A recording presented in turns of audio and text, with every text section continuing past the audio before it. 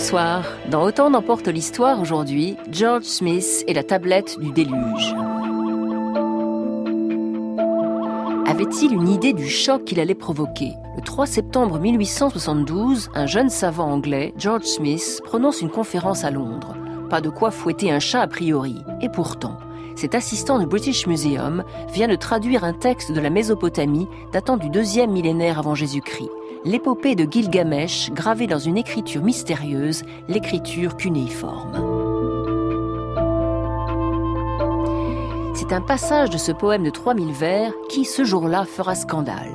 Un récit du déluge, ressemblant à s'y méprendre à celui de la Bible. Une tempête de 7 jours et de 7 nuits, un navire construit non pas par Noé, mais par un certain Utanapishtim pour embarquer des animaux, et même une colombe annonçant la fin du périple. Cela voudrait dire qu'il existerait des textes plus anciens que celui de la Bible, le livre sacré des Juifs et des chrétiens, insupportable.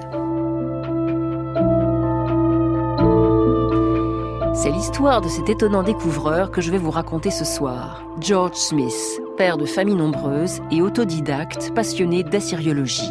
Une histoire à la fois amusante et tragique. Autant en emporte l'histoire avec Stéphanie Duncan. Aline Tenu, bonsoir. Bonsoir.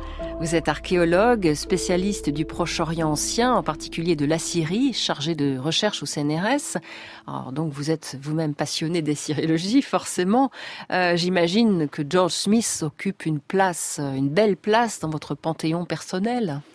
Oui, c'est un personnage assez exceptionnel. D'abord parce qu'il a fait une découverte exceptionnelle et souvent c'est plutôt la conjonction, un travail très lent de découverte qui amène à une découverte spectaculaire, alors que lui, il a eu un texte extraordinaire que personne n'avait lu depuis 2600 ans, plus de 2600 ans. Et quand il a fait cette annonce, évidemment, l'ensemble de la communauté, mais pas seulement scientifique, la communauté des citoyens, comme on dirait maintenant, en a été profondément bouleversée. Alors avant d'entrer dans l'histoire de ce personnage, de cet étonnant personnage George Smith, sachons d'abord de quoi on parle. L'assyriologie, c'est quoi ? C'est l'étude des civilisations de la Mésopotamie ? Absolument, c'est l'étude des civilisations de la Mésopotamie ancienne. Elle porte le nom d'assyriologie, qui est basé sur le nom assyrien, parce qu'en fait, la redécouverte de la Mésopotamie a commencé par la redécouverte des Assyriens au milieu du 19e siècle. Et la Mésopotamie, donc, c'est un territoire qui se situe en gros dans l'Irak actuel ? Absolument, c'est un territoire qui se trouve aujourd'hui essentiellement en Irak, avec une partie en Syrie, et qui, en grec, veut dire le pays entre les deux fleuves, donc entre le Tigre et entre l'Euphrate. Mésopotamie, Potamie, le fleuve. Exactement. Voilà. Quelles sont les grandes dates de cette civilisation ? Comment la situer par rapport à la Grèce, par rapport au texte aussi, de l'Ancien Testament, de la Torah pour les Juifs ? C'est une civilisation qui est très ancienne. La première ville, Uruk, dont on va reparler aujourd'hui, c'est une ville qui existe à peu près vers 3500 avant Jésus-Christ. On considère que c'est la première ville ? Non. Certainement. Ah oui ? La première ville, c'est une ville qui est déjà énorme. Elle fait, les estimations varient, mais sans doute plus de 200 hectares. C'est très très grand. Et puis c'est à ce moment-là aussi qu'on invente l'écriture, par exemple. Je pense que personne n'a besoin d'être convaincu de l'importance de l'écriture. C'est aussi un moment où on invente la roue, par exemple, en Mésopotamie. Ça, c'est une date clé, vraiment, le milieu du 4e millénaire. Et puis, pour donner des gens qui sont un peu plus connus, par exemple, Hammurabi, qui a laissé une stèle qu'on peut admirer au Louvre. C'est un roi du 18e siècle. Et c'est un roi qui avant est connu. Jésus-Christ, encore 18e une fois. siècle, bien sûr, avant Jésus-Christ. Et qui est important parce qu'il a laissé un code de loi sur lequel les gens pouvaient se référer, connaître la jurisprudence pour trancher leur cas. Et puis, un autre roi très connu, c'est le fameux roi Nabuchodonosor, qui était roi de Babylone et qui doit sa célébrité au fait qu'il a pris Jérusalem. Et là, on est au début du 6e siècle, donc c'est une histoire très longue. On a l'impression que cette civilisation, donc qui était extrêmement florissante, que vous venez de le dire, Aline Tenu, on a l'impression qu'elle a été oubliée pendant très longtemps, pendant des millénaires. En fait, elle a été à moitié oubliée, c'est-à-dire que les récits classiques, par exemple Hérodote ou la Bible, avaient conservé des souvenirs. Mais ils étaient complètement détachés de leur support matériel. On ne savait plus où c'était. Par exemple, on ne savait plus où était Babylone, on ne savait plus où était Ninive. C'était des cités complètement oubliées.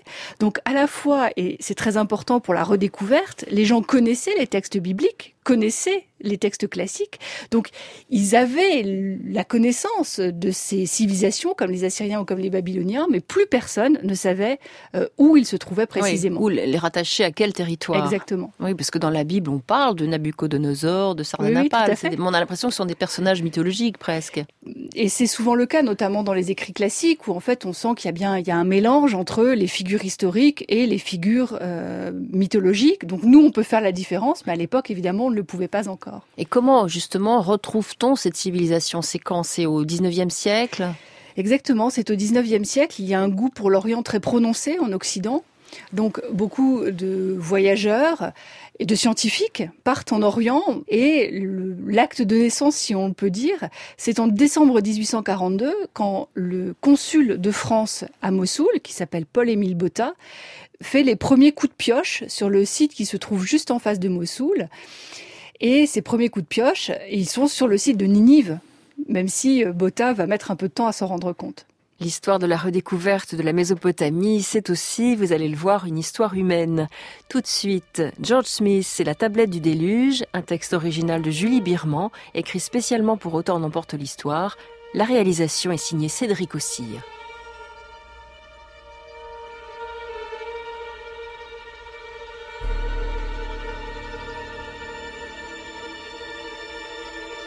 Plus que 4 stations. Je me demande bien ce qu'elle va penser. Jusqu'à aujourd'hui, je n'ai pas osé lui en parler. Mary, ma douce épouse, l'ange du foyer. Quelle femme admirable. Elle accepte tout de moi. Ma démesure, mon besoin effréné d'étudier. Elle est si belle, avec ses grands yeux et ses cheveux aux reflets d'or. Et voilà que je l'emmène sur les lieux du crime. J'ai toujours eu un penchant pour l'Orient, un penchant irrésistible. Et je m'y suis engouffré. Je sais bien, je suis un peu fou, mais pas vraiment non plus. Il faut que je réussisse à la convaincre.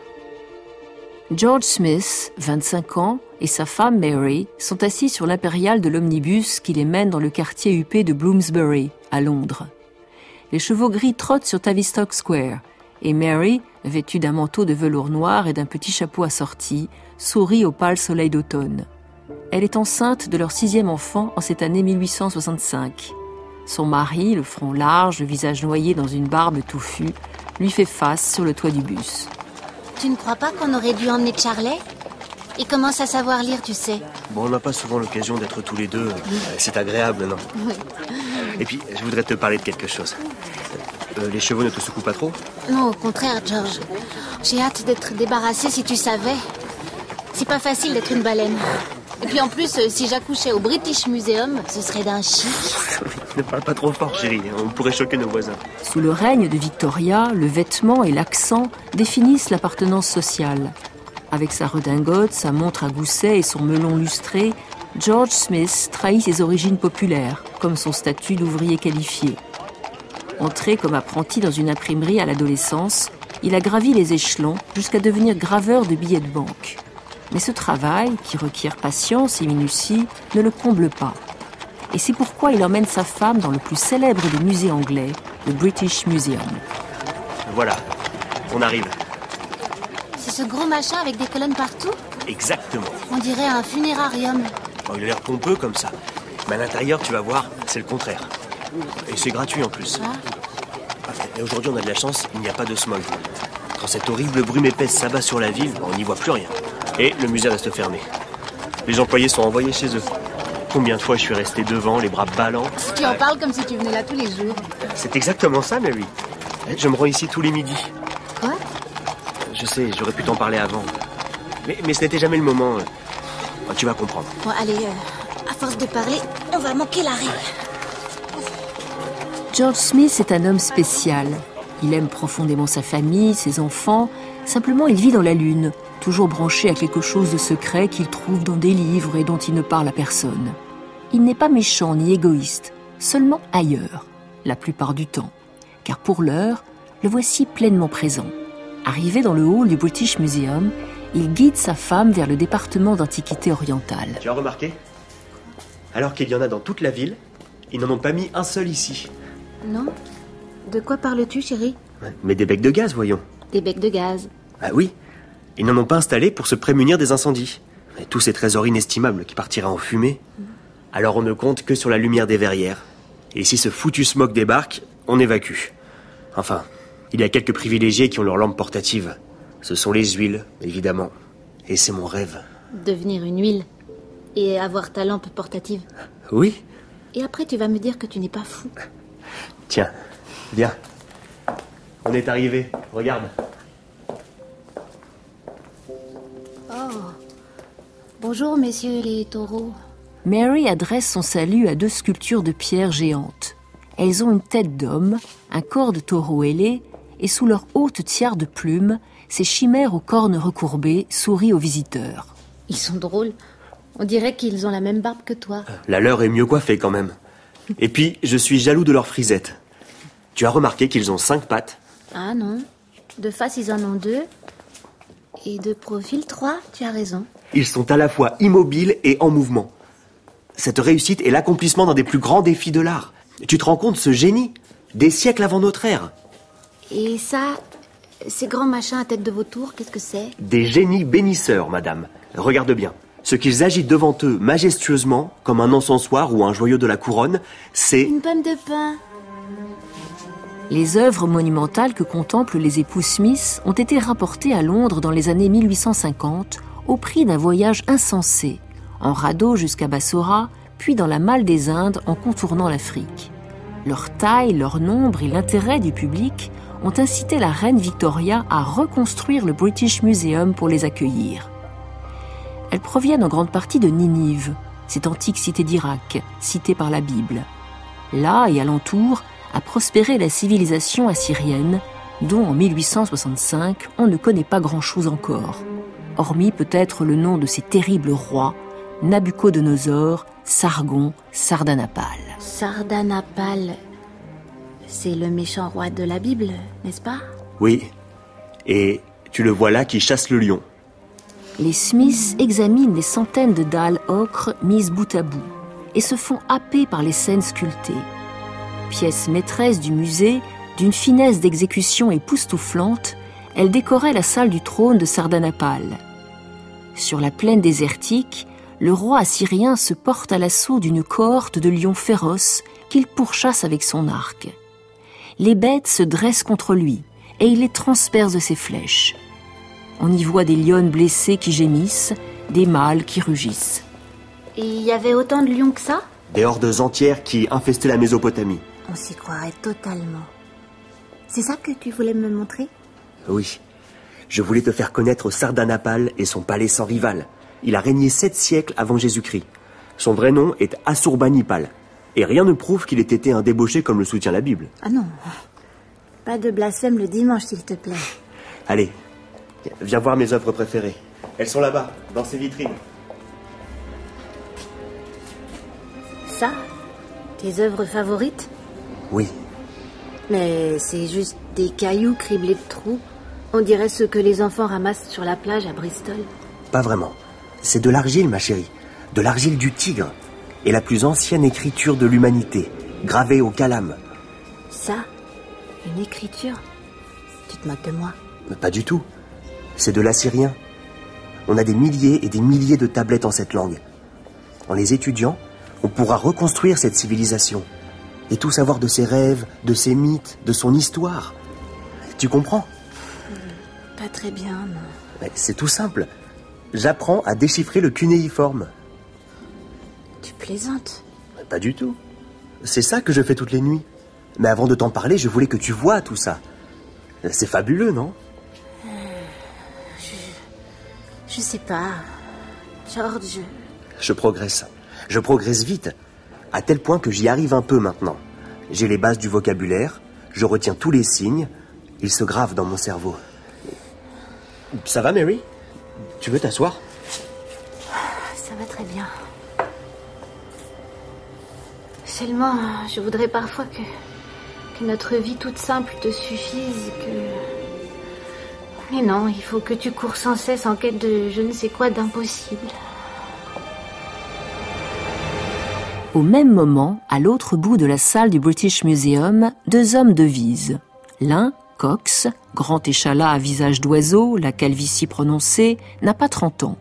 L'autre, Bradbury, la mise romantique, une lavalière en guise de cravate, a davantage l'air d'un artiste que du patron qu'il est en vérité. Tous deux, fruits de l'élite, ont été condisciples à Oxford. Alors, mon cher Cox, ton nouveau travail te plaît? Ouais. Je t'imaginais plus enthousiaste, tu vois. L'Orient, ses mystères, ses charmes envoûtants. Et puis ses œuvres insensées, si loin des canons grecs. Peut-être, mais j'ai été engagé pour m'occuper des tablettes cunéiformes. Ces machins-là, dont tu vois une infime partie dans les vitrines. Il semblerait que ce soit un trésor inestimable, mais j'ai du mal à y voir autre chose que de vieilles pommes de terre. Alors là, tu m'étonnes. À Oxford, tu passais ton temps dans les vieux grimoires. J'ai appris le sanskrit, mais pas le cunéiforme. Mais, si tu me permets, pourquoi le musée n'engage-t-il pas des spécialistes du cunéiforme? Pour une raison simple. Il n'y en a pas. Et si tu voyais nos réserves, tu t'arracherais les cheveux. Plus de 10 000 tessons de tablettes rangés pêle-mêle dans des centaines de boîtes. Bon, par conscience professionnelle, je me suis quand même mis à l'assyrien. La langue sémitique passe encore, mais son écriture, une véritable torture chinoise. 600 signes différents, composés chacun de 7 traits en moyenne, et pouvant se prononcer de 3 à 4 façons. Ouh, quel casse-tête. À vous filer une de ces migraines. En plus, il n'y a pas d'espace entre les mots. Tu vois les deux hommes là-bas? Oui. Celui de gauche, c'est mon patron à l'imprimerie. L'autre, le grand chauve, a en charge le fond de tablette du musée. Ils ont l'air de bien se connaître tous les deux. C'est incroyable. Tu es sûr? Ah oui. Il faut qu'on aille les saluer. Tu crois? Je suis pas assez... Oh, tu es magnifique. Allez. Smith et sa femme, intimidés, s'approchent des deux hommes. En attendant le moment opportun pour les aborder, ils font mine d'observer de petites statuettes. Le problème, c'est qu'il y a 4 personnes au monde, peut-être 5, capables de lire ce sabir. Parmi eux, un seul Anglais, Sir Rawlinson, le vieil aristocrate typique qui n'a aucune intention de transmettre ce qu'il sait.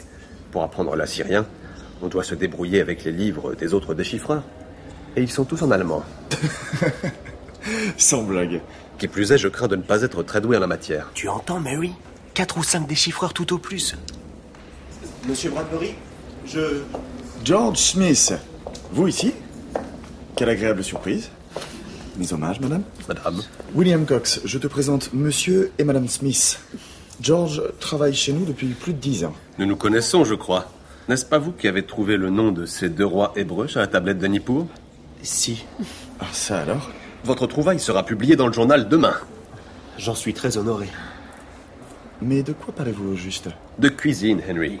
Nous avons ouvert notre fonds cunéiforme aux amateurs, dont Monsieur Smith. Il vient dans les réserves, ouvertes 3 jours par semaine, et il joue au puzzle dans nos caisses. Quand quelque chose est découvert, nous le faisons aussitôt paraître dans le journal.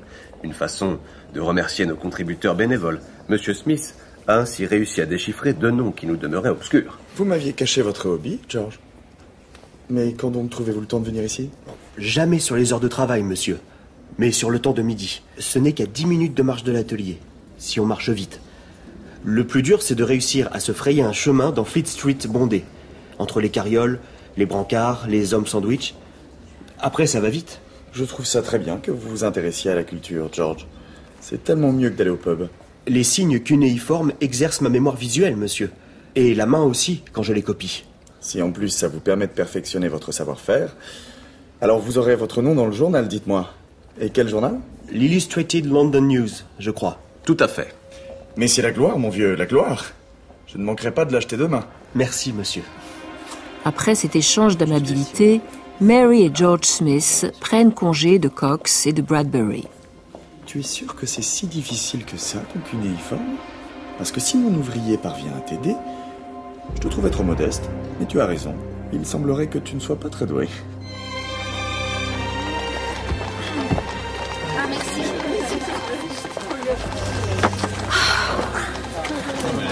Bon, j'ai bien cru que personne ne te donnerait de place assise. Oui, cette longue marche m'a fatiguée. C'est incroyable cette histoire. Ton nom dans le journal demain, oh, c'est idiot, mais ça me rend toute contente. Pas toi? Cette condescendance, ça t'a pas frappé? Bradbury m'a félicité comme si j'étais un enfant de 3 ans qui avait fait un puzzle de 5 pièces. Oh, je l'ai trouvé gentil. Quel mépris. Il croit que je m'adonne à je ne sais quelle distraction bête. Et je ne peux rien dire. Seulement baisser la tête, obséquieux, modeste, alors que... Mais je vais pas les laisser faire, Mary. Ils vont pas tarder à comprendre qui je suis. Et alors? La reine va t'anoblir. Eh ben, tu crois pas si bien dire. Tout en parlant, Smith regarde défiler le paysage londonien et son esprit, peu à peu, s'évade. C'est vrai que je n'ai jamais quitté l'Angleterre. Mais qu'est-ce que ça change? Un jour, j'irai là-bas. Je prendrai le bateau pour la France, puis le train pour Marseille, et puis un autre bateau jusqu'en Palestine, et puis le chameau, du désert jusqu'au Tigre. Alors, à perte de vue, je découvrirai le désert où rien ne pousse, sauf au printemps, quand la plaine se couvre d'herbes et de fleurs rouges et oranges. Une plaine infinie et solitaire. Un pasteur ou deux s'y promène avec son troupeau de chèvres, mais sous leurs pas se cachent les vestiges de la plus haute civilisation, endormie depuis des siècles et des siècles, mêlée à des centaines de milliers de tablettes. Oui, j'irai là-bas quand je serai devenu archéologue épigraphiste. En Angleterre, le peuple ne peut accéder au métier du savoir. Une discipline, cependant, échappe à cette loi. Ce sont les études cunéiformes, car l'assyrien ne s'apprend pas encore dans les collèges. Smith n'a donc aucune concurrence valable en provenance d'Oxford ou de Cambridge, et cette vacance durera au moins 20 ans. Il en a conscience et il va donc poursuivre patiemment sa tâche de déchiffreur amateur. Il enchaîne les petites découvertes de la pause déjeuner, les fait publier. Son but, que Sir Rawlinson le remarque. Cet aristocrate s'est fixé la tâche de traduire et de publier les inscriptions cunéiformes du British Museum. Un travail énorme qu'il ne peut effectuer seul. C'est pourquoi, dès qu'il entend parler des trouvailles de Smith, il le convoque dans son bureau. Nous sommes au début de 1867 et l'entrée en matière de ce père de la syriologie est pour le moins surprenante. Bonjour monsieur. Summa, awilum, lu kaspam, lu kurasam, lu wardam, lu hamtam, masarutim, imur, su sarak, Irak. Ça vous dit quelque chose, Smith? Je crois, monsieur. Ah oui. Et pouvez-vous en esquisser une traduction? Vous avez dit Summa awilum lu kaspam.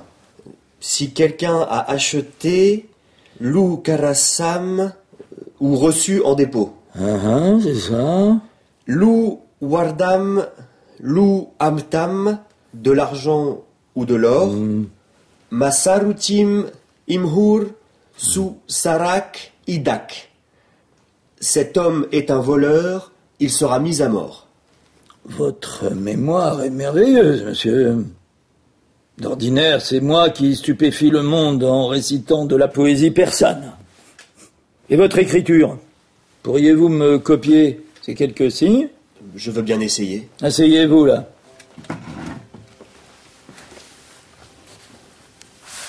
George Smith se plie à l'exercice et rend une copie parfaite. C'est très très bien. On dirait que vous avez fait ça toute votre vie. Quand pourriez-vous commencer? Je suis honoré de votre proposition, monsieur. Mais il faut... Vos émoluments, c'est ça. On m'a dit que vous étiez travailleur manuel et autodidacte. Donc, la question matérielle se pose. Vous pensez bien que je ne m'occupe pas de ce genre de détails? Parfaitement, monsieur. Eh bien, très bientôt, monsieur Smith. Ravi que vous rejoigniez le navire de la syriologie. Pour le reste, le British Museum vous contactera.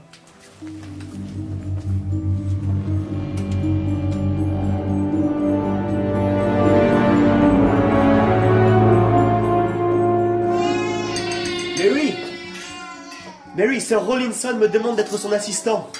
De quoi me parles-tu? Mais d'une légende vivante. Henry Creswick Rawlinson.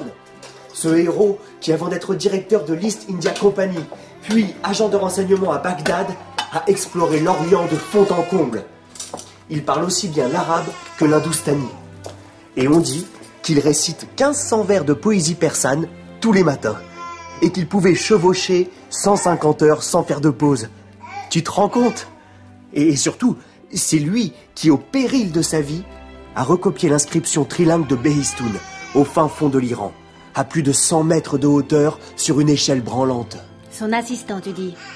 Mais tu n'es pas trapéziste de cirque. Cette inscription trilingue qu'il a recopiée si héroïquement a jeté les bases du chiffrement du cunéiforme.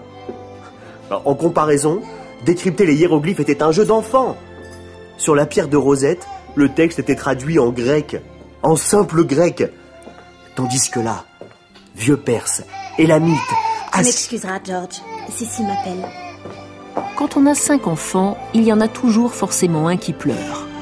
Donc ce n'est pas ce soir-là que Mary Smith apprendra comment Sir Rawlinson est venu au bout de l'inscription de Behistun. En revanche, elle saura bientôt que le grand homme propose à son mari de l'employer pour un salaire bien inférieur à celui qu'il gagne chez Bradbury. Tu vas quand même pas accepter de travailler pour un salaire pareil. C'est le salaire annuel d'un laveur de carreaux. À 10 livres près. C'est tout ce que tu as à dire ? C'est ma passion, Mary. Et... Je suis désolée, George. Nous ne sommes pas nés dans la bonne classe sociale. Tu n'es pas un savant professionnel. Tu as un vrai métier, un métier magnifique. Graver des billets de banque. J'ai du mal à comprendre que... Mais Monsieur Bradbury tient trop à toi. Je suis sûre qu'il aura les bons arguments pour te convaincre. Mary, je n'ai pas encore eu le temps de te le dire. Quoi encore ? Henry Bradbury a été retrouvé mort. Pendu, dans son bureau. Henry Bradbury, le patron de Smith à l'imprimerie, avait 29 ans. Le sourire aimable mais insaisissable, il ne répondait en rien à l'idée qu'on se fait du patron, pragmatique et efficace. Il a expliqué son geste dans une courte lettre laissée dans son bureau où il disait « J'envie sincèrement ceux qui vivent animés d'une foi ou d'une passion déraisonnable. Je suis quant à moi bien trop sage, et c'est la raison de mon départ. » J'en suis certain. Bradbury m'aurait soutenu puisqu'il dit que ce sont nos passions qui nous font vivre. Je vais accepter ce nouveau travail, Mary. Et je ferai tout pour que toi et les enfants ne manquiez de rien. Et c'est ainsi qu'au début de l'année 1867, le jeune George Smith entre officiellement au British Museum. Mon métier ? J'étudie le cunéiforme. Vous savez, cette écriture immémoriale, née quelque part dans le croissant fertile, au cœur de ce beau pays de palmiers dattiers que baignent le Tigre et l'Euphrate, ces fleuves de légende. Ah oui, c'est incroyable, je vous l'accorde. Moi, George Smith, fils de charpentier, je travaille pour de vrai dans cette vénérable maison, le British Museum. Pendant les 5 années qui suivent, le jeune homme se met d'arrache-pied au service de l'acadien et du babylonien. Il collabore, et le mot est faible, aux publications de Sir Rawlinson. Mais surtout, il entreprend de classer les milliers de tablettes que possède le musée. Bien qu'officiellement subalterne, Smith gère seul, en réalité, la collection pléthorique. Il a devant lui des montagnes de puzzles différents à reconstituer. Il s'agit à la fois de les classer par genre, de les assembler, puis de les traduire. Il ne suffit donc pas d'être doué en cunéiforme. Il faut aussi de l'intuition, un œil exercé et un enthousiasme constant, 3 qualités dont il déborde. Novembre 1872. Alors, on t'a augmenté ? Pas encore, Mary. Pourquoi tu me poses tous les jours la même question ? Comme ça. Mais ça ne va pas tarder. Je vais bientôt faire une découverte décisive. Je t'ai parlé de l'épopée que j'essaye de reconstituer dans la catégorie tablettes mythiques et mythologiques. Un peu, mais j'ai pas trop le temps là. Il faut que je donne le bain aux enfants. Eh bien, sache que cette épopée est peut-être le plus vieux livre de l'humanité. Plus vieux qu'Homère. Plus vieux que le livre des morts égyptiens. Plus vieux que la Bible. C'est fantastique. Et je suis persuadée que tu apportes beaucoup à la science. En revanche, j'ai l'impression que tu prends un certain plaisir à blasphémer. La Bible, elle raconte l'histoire de l'humanité depuis la création du monde jusqu'à l'Apocalypse, et il suffit de l'étudier pour tout comprendre. Je te rappelle que l'archevêque Usher en a même déduit, une fois pour toutes, la date de création de l'univers, le 23 octobre moins 4004. Alors, ce que peuvent dire tes Assyriens... En fait, tu trouves ce que je fais totalement inutile. J'ai pas dit ça, George. Et surtout, ce n'est pas une raison pour t'exploiter comme ils le font. Je vais m'occuper du bain des enfants. Si tu savais comme cette épopée est belle... L'épopée qu'évoque George Smith est aujourd'hui bien connue, quoique pas assez. C'est celle de Gilgamesh, ce roi d'Uruk, fort, jeune, puissant mais seul, et que l'ennui rend cruel. Gilgamesh viole les jeunes filles la nuit de leurs noces et kidnappe les jeunes garçons pour son armée. Afin de modérer sa tyrannie, les dieux lui fabriquent, à base d'argile, un alter ego, Enkidu, créature sauvage vivant parmi les gazelles. Pour l'attirer à la ville, et donc au roi, on dépêche dans la forêt une fort belle prostituée. Ainsi commence cette histoire d'amitié, d'orgueil et d'humilité, violemment humaine et émouvante, pleine de monstres et de légendes. Cette épopée compte 12 tablettes, mais du temps de Smith, elle n'est encore que fragments épars dans les réserves du British Museum. Bon. Voilà les 79 morceaux que j'ai trouvés. C'est un début. Ah, tiens, celui-là, il pourrait coller sur la tablette numéro 2. Procédons avec méthode. Vu tous les trous, il faut que je commence par le plus gros morceau. Sauf que je ne l'ai pas. Je l'ai donné à nettoyer. Monsieur Reddy ne devrait pas tarder à me le rapporter. Mais que fait-il ?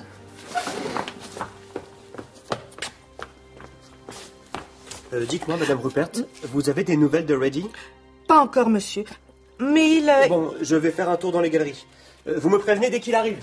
Oui, monsieur. Cher taureau, génie bénisseur, salut à vous. J'attends Mr. Reddy et je boue littéralement. Est-ce que j'ai raison ? Est-ce que cette épopée est aussi extraordinaire que je le pressens ? Demande ça à Ishtar, George. Elle est mieux placée pour te répondre. Je suis là, monsieur Smith. On m'a changé de place la semaine dernière. Qui me parle ? C'est Ishtar, la déesse de l'amour. Vous vous occupez bien de Gilgamesh ? Je ne regrette rien de ce que j'ai fait, je vous préviens. Je ne suis pas au courant. Enfin, pas encore. Et puis tout cela ne lui serait jamais arrivé s'il n'avait pas repoussé mes avances. Vous vous rendez compte ? Il n'a pas voulu coucher avec moi. Et il m'a insulté en plus, me traitant de traînée, de... Mais ne rougissez pas comme ça, monsieur Smith. L'amour, c'est la civilisation. Enkidu, l'alter ego de Gilgamesh, dormait avec les bêtes. C'était un sauvage. Et c'est une prostituée, Mademoiselle Lajoie, qui lui a appris les bienfaits de l'humanité. Le désir, le pain, la bière et les raffinements sexuels. Donc oui, je me suis vengée. Je leur ai envoyé un taureau céleste. Je voulais qu'ils détruisent leur ville. Mais Enkidu l'a massacré et il a triomphé sans retenue aucune en brandissant bien haut les cornes de la bête. L'affront de trop. Je lui ai fait inoculer une maladie mortelle. Gilgamesh a regardé impuissant son ami dépérir. Il l'a tenu dans ses bras jusqu'à ce que les vers lui sortent du nez. Et puis il a lâché le corps putréfié et il est parti à la recherche d'Utanapishtim, le seul humain doté de la vie éternelle. Utanapishtim, vous dites ? Un roi de Shuruppak qui a survécu à la colère déchaînée des dieux. Mais ça... Vous êtes sûr que ça va, monsieur ? Je venais vous dire, monsieur Reddy est ici. Il a la tablette. Adieu, déesse. Smith revient dans les réserves, s'empare de la tablette avec une hâte qui ressemble à de la frénésie. Il se précipite à sa table et une loupe d'une main, un crayon de l'autre, il se met au travail. La tablette est claire, nettoyée de tous les sédiments qui l'obstruaient, et Smith la déchiffre aisément. C'est Utanapishtim qui parle. Il est sur un bateau qui accoste sur une montagne. Le 7e jour, dit-il, je prends une colombe et je la lâche. Elle s'envole, mais elle ne trouve rien pour se poser et revient. Je prends une hirondelle et je la lâche. Elle s'envole, mais elle ne trouve rien pour se poser et revient. Je prends un corbeau et je le lâche. Il s'envole, mais l'eau s'est retirée et il ne revient pas. C'est fantastique. Et ça me rappelle furieusement quelque chose. Talalam tam tam, talalam tam tam, talalam tam tam, tam tam tam tam tam. Je suis le premier homme à lire ce texte, après plus de 2000 ans d'oubli. Quelques jours plus tard, le Daily Telegraph fait paraître cet article. Monsieur George Smith, du British Museum, a fait une importante découverte. Il a retrouvé parmi les tablettes assyriennes un récit du déluge semblable à celui de la Bible. On ne peut le dater avec certitude, mais il semblerait bien antérieur. Monsieur Smith lira un papier à ce sujet devant la Société d'archéologie biblique le mois prochain. Le jour dit, le 3 décembre 1872, la salle est pleine à craquer. Les principaux journaux sont présents, ainsi que Gladstone, le Premier ministre, et l'archevêque de Canterbury. Mesdames et messieurs, je vais vous lire les vers que j'ai pu traduire de la 11e tablette d'une grande épopée que je tente de reconstituer. Vous verrez que ce récit du déluge ressemble comme un frère à celui que vous connaissez. Un homme, qui est le Noé des Assyriens, raconte comment il a survécu à cette calamité, déclenchée par le roi des dieux qui trouvait les humains trop bruyants. Il construit une arche, la calfeutre de bitume, y fait monter les animaux par couple, puis s'y enferme avec les siens. La lecture de Smith provoque un séisme. Comment accepter que le livre sacré soit apparenté à une tablette barbare ? Une tablette bien plus ancienne que la Bible elle-même, comme s'attache à le prouver le jeune homme. Le débat est national, international même. Il fait écho à la révolution darwinienne et à cette nouvelle science qui s'appelle la géologie. Et d'un coup, George Smith, cet homme exceptionnel au patronyme si commun, devient du jour au lendemain une véritable célébrité. On parle de lui dans tous les journaux. Le British Museum, contraint et forcé, le récompense par une promotion. Alors, tu l'as reçu ta lampe portative ? On se calme, chérie. Je suis nommé Junior Assistant. C'est le premier grade. Il en reste 4 avant d'atteindre le sommet. Alors pour ce qui est de la lampe, je peux attendre encore quelques lustres. Ah. Mais je vais réussir à partir, à aller là-bas, en Irak. Bien sûr, le musée ne veut rien financer, mais le Daily Telegraph s'y emploie. Le quotidien m'offre 1000 guinées en échange d'une exclusivité mondiale. Le rédacteur en chef, Erwin Arnold, un orientaliste respecté, a promis de convaincre mes chefs. Mais c'est loin quand même, là-bas. Je resterai absent quelques semaines, pas plus. Enfin, une saison de fouilles. Je sais pas, 6 mois peut-être. Et c'est ainsi qu'au mois de février 1873, Smith s'embarque pour un long voyage. Ça y est, je quitte l'Angleterre. Direction l'Orient. Les mers seront froides et inhospitalières. Il pleuvra sur ma route avant le canal de Suez, mais qu'importe. Je vais découvrir Ninive, enfin. Ébahi comme un enfant, incapable de comprendre la mentalité des pachas ottomans, ni le principe du bakchiche, le jeune homme découvre cependant, sur le site de l'ancienne Ninive, dans l'actuel Mossoul, des trésors cunéiformes, et parmi eux, des morceaux de l'épopée de Gilgamesh qu'il peut ainsi reconstituer peu à peu. Après la mort de son ami Enkidu, Gilgamesh décide d'entreprendre lui aussi un grand voyage au bout du monde. Il veut retrouver le survivant du déluge et apprendre de lui comment on devient immortel. Mais est-il seulement capable de veiller 7 jours sans dormir ? Non, eh bien, il n'est pas digne de l'immortalité. Et tant mieux, car la mort est ce qui donne son prix à la vie.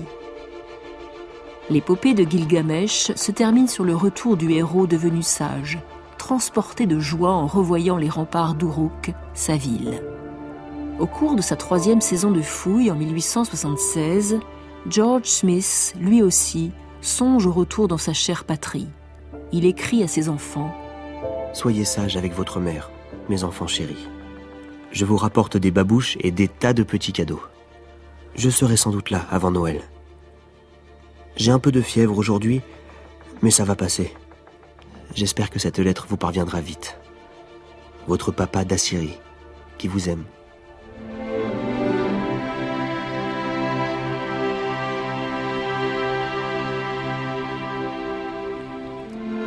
George Smith et la tablette du déluge de Julie Birman avec Léon Bonafé, George Smith, Céline Milla Baumgartner, Mary Smith, Guillaume Potier, Henry Bradbury, Henri Alexandre, William Cox, Daniel Berliou, Henry Rawlinson, Taïdi Rouazine, Madame Rupert, Raresh Yenazoaï, Génie Bénisseur, Camille de Sablé, Ishtar, et les voix de Louis-Marie Audubert, Pauline Choplin, Émilie Pierson et Ismaël Ruggiero. Bruitage Élodie Fiat, prise de son, montage et mixage Jean-Richard Dufour et Mathieu Leroux, assistant à la réalisation Vivien de Meyer, réalisation Cédric Ossire. Vous écoutez France Inter. Dans quelques minutes, nous poursuivons la discussion sur George Smith avec mon invité Aline Tenu. Flèche en opale dans mon ovale, tout métal au visage pâle, drôle de fleur, un indien dans mon cœur.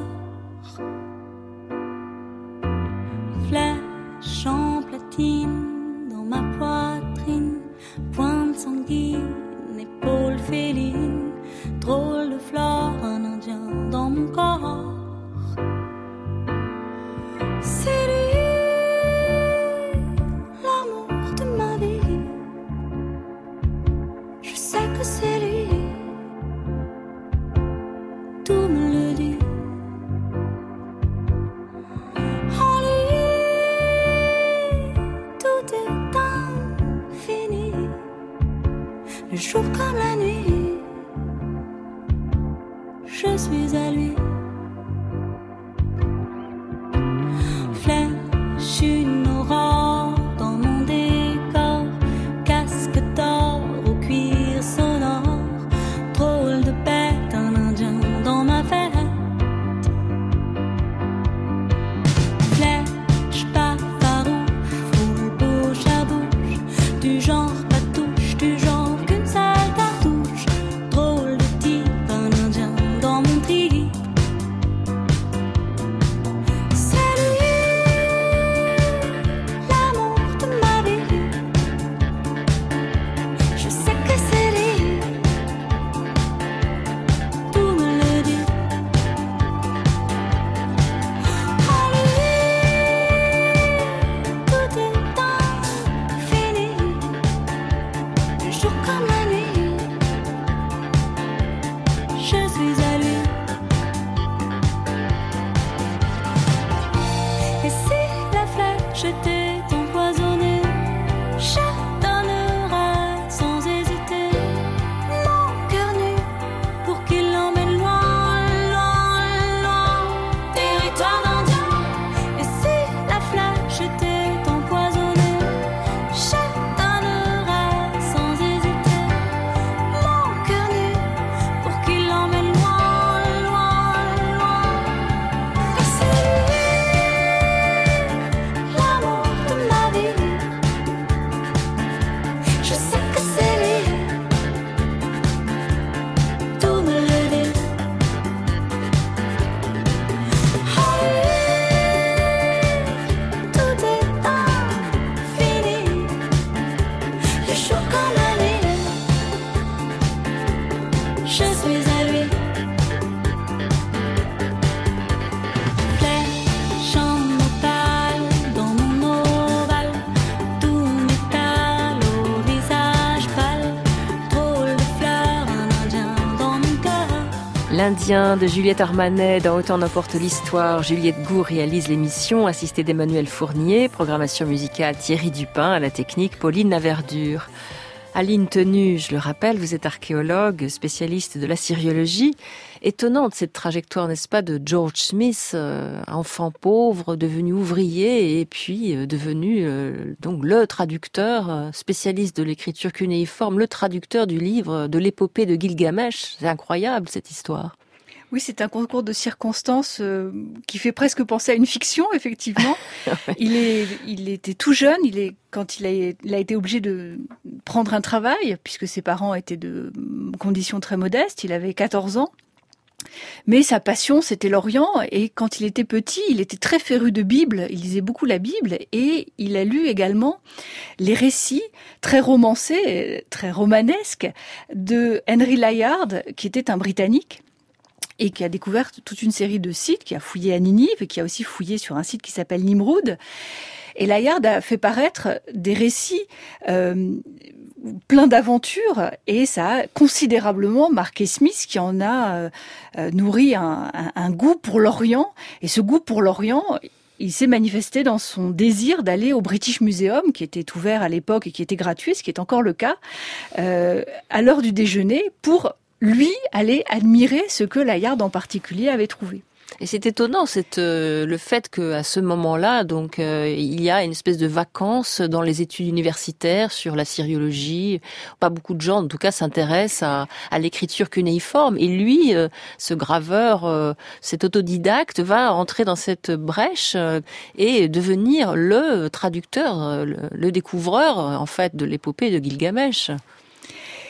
En fait, ce n'est pas encore une discipline académique et universitaire. Et c'est ça la chance de Smith. Ben oui. En fait, il y a des gens qui traduisent les textes. On sait traduire les textes déjà, et en particulier Rawlinson, dont on parle dans le reportage. Ça fait partie donc des pères de la syriologie, de ceux qui ont vraiment permis la traduction. Donc, un drôle de personnage, visiblement. Oui. Rawlinson, c'est un homme assez exceptionnel, un homme sans doute très bel homme, qui avait beaucoup de charisme, qui a vraiment entraîné les gens avec lui et qui a fait des découvertes, ces fameuses inscriptions de Behistun dont on parle. Il est allé copier l'inscription de Behistun, effectivement, avec toute une série d'acrobaties. Accroché dans le vide. Ouais. Exactement. Donc c'est un homme qui attirait vraiment l'attention, qui était avec beaucoup de talent, très brillant. Effectivement, il y a des gens qui traduisent, des gens qui travaillent, mais qui travaillent souvent isolés les uns des autres, dans leur coin, si on peut dire. Et il n'y a pas encore de discipline telle qu'elle existe plus tard. Alors, en quoi cette traduction donc du livre de Gilgamesh marque une date? C'est la révélation d'un texte oublié? Eh bien, en fait, ce qui est exceptionnel dans cette révélation, c'est que ça confirme ce que plusieurs chercheurs avaient déjà pressenti et vu, à savoir que il y avait des liens entre les événements racontés par la Bible et les sources cunéiformes qu'on commençait à découvrir. Donc Smith n'est pas le premier, mais avec le déluge, il n'y a plus aucun doute possible. Autant les autres, on pouvait discuter, il y avait encore des réticences, autant le déluge, les convergences sont telles entre le récit biblique et le récit de la 11e tablette de l'épopée de Gilgamesh que plus aucun doute est possible, il y a bien un précurseur au déluge biblique. Ça veut dire que la Bible n'est pas le texte le plus ancien, la Bible ne raconte pas le début de l'humanité. Et non, c'est un ou alors scoop, si on peut dire. Oui, c'est ça. Oui, elle répète des choses qu'elle a. Exactement. Et Smith a beaucoup travaillé justement sur ces questions de chronologie pour essayer d'affiner la chronologie, pour ancrer ce texte dans une chronologie, pour montrer l'ancienneté des découvertes qui étaient faites en Assyrie. Il a mis en évidence qu'il y avait eu des invasions de l'Élam, donc qui correspond à l'Iran aujourd'hui, au 23e siècle avant Jésus-Christ. Donc il a lui aussi cherché à ancrer l'histoire et les textes qu'il lisait dans la durée et pas seulement les 4000 et quelques années qu'on supposait pour la création du monde. Donc c'est pour ça que cet événement, donc cette conférence que prononce George Smith le 3 décembre 1872 à Londres, c'est pour ça qu'elle fait scandale, parce que justement il révèle que le récit du déluge de la Bible, bien, il a donc des précurseurs. C'est en même temps un scandale pour certains chercheurs qui avaient des tendances plutôt anticléricales. C'est un peu une claque parce qu'ils ne s'attendaient pas à ce qu'il y ait de telles convergences entre les deux. Mais je crois que pour une grande partie de l'opinion, c'est tellement inattendu qu'en fait ils sont un peu soufflés par cette découverte parce que personne ne s'attendait à ça. Vraiment, c'était un peu un coup de tonnerre dans un ciel bleu. Personne ne s'attendait à des découvertes de cette nature. Et ce livre, si on peut appeler ça un livre, disons ce texte, cette épopée de Gilgamesh, on dit il serait plus vieux que les textes d'Homère. Est-ce qu'il a une grande valeur littéraire pour vous? C'est le premier texte écrit? Alors non, ça n'est pas le premier texte écrit, mais ce qui est extraordinaire, c'est l'épopée de Gilgamesh en elle-même, parce que c'est un texte qui est extrêmement populaire dans l'Orient ancien. Les plus anciens manuscrits, enfin tablettes, qui racontent cette épopée, elle date donc du début du 2e millénaire. Le texte est figé à la fin du 2e millénaire dans ce qu'on appelle la version canonique, c'est-à-dire qu'on n'en change plus, on n'en bouge plus. Et c'est cette version qui est trouvée et lue par Smith. Et c'est un texte qui a été traduit. On a des traductions de l'épopée de Gilgamesh en hittite, qui est donc la langue que parlaient les Hittites, un peuple d'Anatolie. C'est une langue indo-européenne, c'est la première des langues indo-européennes à avoir été mise par écrit. Et puis l'épopée de Gilgamesh, on la recopie jusqu'au IIIe siècle avant Jésus-Christ. Donc c'est un texte qui est extrêmement connu. Et puis Gilgamesh, c'est un personnage assez unique, puisque c'est un personnage qui est le héros de plusieurs récits. Alors, il y a l'épopée, bien sûr, mais il y a plusieurs textes qui racontent des histoires de Gilgamesh. Alors, certaines sont reprises dans l'épopée, mais d'autres, non, sont des récits autonomes sur Gilgamesh. Alors l'histoire de George Smith, de son histoire personnelle, on a entendu à la fin de la fiction, on est en 1876, il est parti en 3e expédition, il écrit une lettre à ses enfants et on sent déjà quelque chose qui ne va pas, on a l'impression que l'histoire va mal tourner et c'est le cas. En fait, George Smith a eu beaucoup de difficultés sur le terrain. Il a eu énormément de difficultés administratives avec la Sublime Porte, donc avec les autorités de Constantinople. Il a eu beaucoup de mal à obtenir ses permis, il a fouillé dans des conditions très difficiles. Et en fait, cette 3e campagne, donc de 1876, il a attendu très longtemps l'autorisation de pouvoir retourner sur le site, à Ninive. Puis il a fini par l'obtenir, mais la région de Mossoul était soumise à des débordements, à des révoltes, etc. Donc il n'a pas pu y aller. Il était à Constantinople, il est parti à Alep, puis d'Alep il est parti à Bagdad, puis de Bagdad il est remonté à Mossoul. Là, il a obtenu l'autorisation, mais on était au fin du mois de juillet 1876. C'était impensable de faire des fouilles en juillet à cette époque-là. Donc il a renoncé, il a voulu retourner à Alep. Mais c'est là qu'il va mourir. Voilà, et c'est là qu'il va mourir parce qu'en fait, il a traversé toute la Mésopotamie, donc entre le Tigre, l'Euphrate et même au-delà de l'Euphrate pour atteindre Alep dans des conditions extrêmement dures. Il n'avait pas du tout de logistique, comme on dirait maintenant. Il a essayé de trouver un logement un peu au coup par coup tous les soirs. Et puis il y avait le choléra. Et donc, il y avait des cordons sanitaires autour des villes et des villages qui l'empêchaient d'accéder à la nourriture et à des hébergements. Il était littéralement épuisé et il a fini par attraper la dysenterie et il s'est éteint en 1876. Il avait 36 ans. Oui, il meurt à Alep, oui, en 1876 à 36 ans. La Mésopotamie de l'Antiquité correspond à peu près aujourd'hui au territoire de l'Irak. C'est aujourd'hui un pays en guerre. Les monuments anciens, sans doute, n'ont pas été épargnés par les conflits. Non, les sites assyriens ont beaucoup souffert du vandalisme, souffert d'actes commis par le groupe État islamique qui ont dynamité un certain nombre de palais, notamment.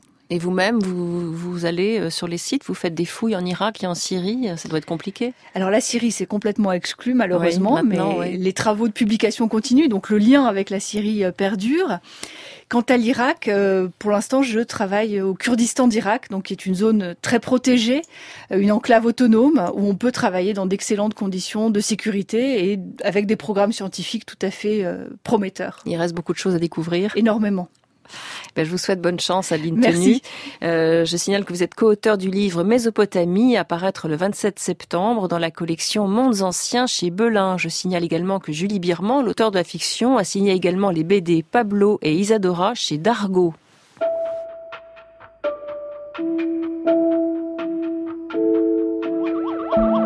Autant n'emporte l'histoire est terminée pour ce soir. Vous pouvez réécouter ou podcaster cette émission sur notre site franceinter.fr. J'attends vos commentaires sur le site ou sur la page Facebook de l'émission. La semaine prochaine, loin de la Mésopotamie, nous partirons en Irlande, à Belfast, en compagnie de Winifred Carney, une femme catholique qui combattit dans les rangs nationalistes, participa à l'insurrection de Pâques 1916 à la Grande Poste de Dublin et qui, bravant les interdits, partagea la vie d'un protestant. Winifred Carney, héroïne de l'indépendance irlandaise, c'est dimanche prochain. Mais dans quelques minutes, juste après le flash, vous avez rendez-vous avec Soro Solo pour l'Afrique en solo. Très bonne soirée à tous.